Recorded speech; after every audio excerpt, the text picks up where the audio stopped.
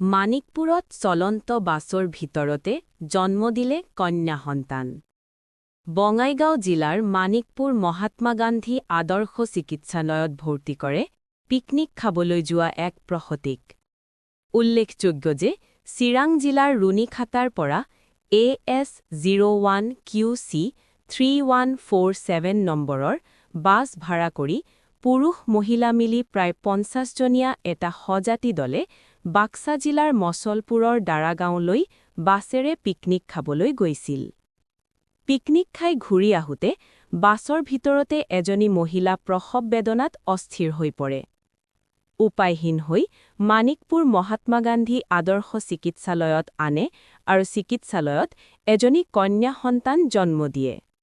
বৰ্তমান মাক আৰু কন্যা সন্তানজনী সম্পূৰ্ণ সুস্থ অৱস্থাত আছে। এই ঘটনাক কেন্দ্ৰ কৰি সজাতি দলটোৰ মাজত এক উৎসৱমুখৰ পৰিৱেশৰ সৃষ্টি হয়। আসলে ঘটনা হওয়াটো মেইন ঘটনাটো যেনিবা ওই যে আমি একটা প্রোগ্রামত গেছি যেনিবা ওই যে মসলপুর যে পিকনিক স্পট দারাগাঁও